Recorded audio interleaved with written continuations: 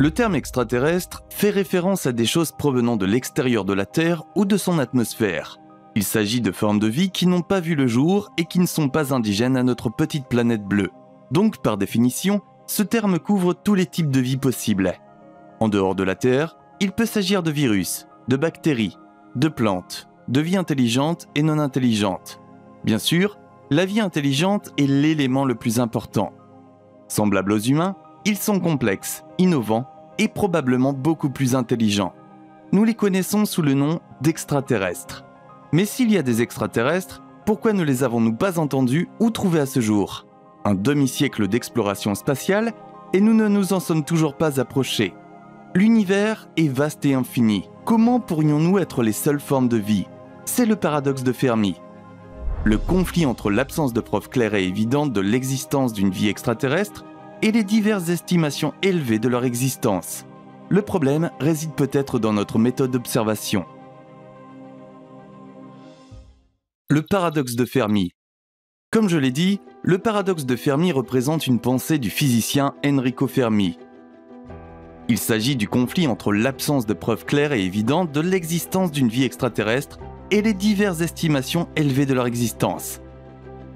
En 1950, Fermi supposait que s'il existait une forme de vie extraterrestre ou des extraterrestres, alors des colonies avancées technologiquement auraient pu survivre pendant des millions d'années. Pendant ce temps, il devrait être possible de coloniser des galaxies complètes au moyen de voyages spatiaux intergalactiques et interstellaires. Fermi est allé encore plus loin en supposant que cela s'était probablement déjà produit. Néanmoins, la recherche d'extraterrestres s'est avérée infructueuse jusqu'à présent. Tout véritable scientifique ou astronome conviendrait qu'il existe une forme de vie extraterrestre.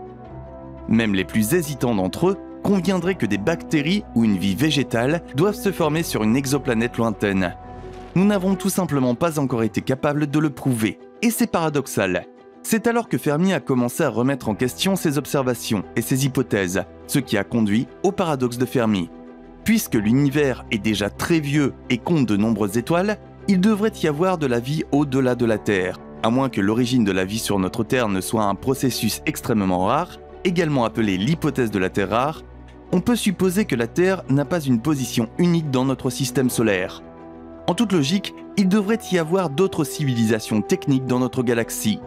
Cependant, la galaxie elle-même a une largeur d'environ 100 000 années-lumière. Cela signifie que tout ce qui est inférieur à la vitesse de la lumière aurait besoin de près de 10 millions d'années pour parcourir une telle distance.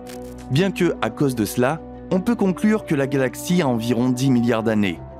S'il existe dans la Voie lactée une civilisation capable d'effectuer une colonisation interstellaire, alors toute la galaxie pourrait être entièrement colonisée en seulement quelques millions d'années.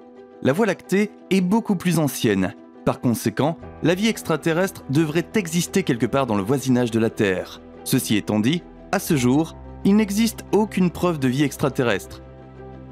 En bref, le paradoxe veut que s'il existe une vie extraterrestre, pourquoi ne nous a-t-elle pas encore contactés? L'équation de Drake. L'équation de Drake est étroitement liée au paradoxe de Fermi. Bien que la plupart des paramètres de cette équation soient inconnus et qu'elle ne puisse résoudre le paradoxe, elle reste un outil utile pour les expériences de pensée théorique. L'équation de Drake se réfère uniquement à la Voie lactée, notre galaxie. Nous avons découvert que la Voie lactée est une galaxie spirale barrée, qui représente environ 2/3 des galaxies existantes dans l'univers. Puisque l'univers, tel qu'observé aujourd'hui, compte jusqu'à 100 milliards de galaxies similaires à la Voie lactée, la valeur finale résultant de l'équation de Drake devrait être multipliée par un facteur relatif à l'ensemble de l'univers. Bien que cela augmente énormément le nombre total de civilisations possibles, ce calcul reste très imprécis en raison de la connaissance insuffisante des autres galaxies. De plus, l'équation de Drake ne se réfère pas seulement au nombre théorique de civilisations, mais aussi à la possibilité d'établir un contact avec elles. Notre galaxie voisine la plus proche est la nébuleuse d'Andromède, qui se trouve à 2,5 millions d'années-lumière. Cette galaxie est déjà donc hors d'atteinte pour un contact pratique. Et par conséquent, toutes les autres également. En termes simples, nous ne sommes peut-être pas seuls dans l'univers, mais nous pourrions tout aussi bien l'être. Une thèse affirme que la vie multicellulaire dans l'espace est très rare, puisque même les planètes semblables à la Terre sont rares. Si vous y réfléchissez, non seulement les conditions de création de la planète Terre étaient très rares, mais les coïncidences improbables qui se sont produites pour que la vie puisse se former étaient également extrêmement rares. De plus, le processus d'évolution a pris des milliards d'années, et nous sommes le seul être vivant sur Terre à être devenu intelligent. Par relation, l'existence d'autres planètes semblables à la Terre est également improbable. Ces coïncidences incluent l'existence de la Lune et la position de la Terre dans le système solaire. La probabilité que tout cela se produise est d'1 sur 1 milliard. Bien que l'univers dispose des chiffres nécessaires pour recréer cette chance de vie d'1 sur 1 milliard, elle serait rare et très éloignée. Dans cette tentative d'explication, les paramètres de l'équation dite de Drake sont choisis de telle sorte que dans la galaxie dans laquelle nous nous trouvons, seule notre civilisation existe. Ainsi, le paradoxe de Fermi ne devient plus paradoxal, car l'une des hypothèses de base est niée. Cependant, certains scientifiques pensent que des planètes semblables à la Terre existent. D'autant plus que de plus en plus d'exoplanètes sont découvertes pour étayer cette hypothèse. Impossibilité de colonisation interstellaire. La condition préalable au paradoxe de Fermi est une civilisation capable de coloniser l'espace interstellaire. Cependant, cette condition ne peut pas être remplie par principe, car, avec cette condition préalable, il serait possible qu'il y ait des civilisations super techniques, mais elles ne pourraient pas s'influencer mutuellement car la distance spatiale serait trop grande. Par exemple, la distance entre le Soleil et l'étoile Proxima Centauri, l'étoile la plus proche, ne peut être atteinte qu'après plusieurs années de voyage, même à la vitesse de la lumière. Or, même la vitesse de la lumière ne peut être dépassée. Cela conduit à plusieurs questions sur l'aspect pratique des voyages interstellaires. D'une part, la question se pose de savoir si une civilisation peut encore atteindre un système stellaire étranger et si cela serait même avantageux pour cette civilisation. D'autre part, il y a la question de savoir quel type d'échange entre les populations de différents systèmes stellaires serait acceptable pour qu'une civilisation ait une bonne cohésion. Selon Stephen Hawking, l'origine de la vie en dehors de la Terre est probable. Plus encore, il croit également qu'une intelligence de type humaine est possible. Cependant, il suppose que cette vie intelligente finira par atteindre une limite et deviendra instable, de sorte que ces organismes s'éteindront involontairement. C'est logique, étant donné que les humains sont en train de ruiner la Terre en ce moment même. Cela pourrait être déclenché par exemple par des virus génétiquement manipulés, des guerres nucléaires ou un effet de serre qui ne peut plus être contrôlé. Maintenant, passons aux raisons plus sombres et plus réalistes pour lesquelles nous n'avons pas encore trouvé d'extraterrestres. Théorie du Berserker et théorie de la forêt sombre. La théorie du Berserker, nommée d'après la saga du Berserker de Fred Saberhagen, suppose que des extraterrestres envoient des sondes artificielles dans l'espace qui détruisent d'autres civilisations. Ce faisant, ils détruisent délibérément toute autre forme de vie afin d'éliminer rapidement les ennemis potentiels, ce qui permet aux extraterrestres de se répandre dans l'espace sans être dérangés. Il existe différentes opinions concernant le mode d'extermination. Nommée d'après la trilogie de Lucy Shin, La forêt sombre va dans une direction thématiquement similaire. Selon cette théorie, la vie extraterrestre existe bel et bien, mais ces civilisations se camouflent et se comportent de manière discrète afin qu'aucun ennemi potentiel ne les remarque. Cela a pour but de réduire le risque de prédation, un peu comme le camouflage et la biologie.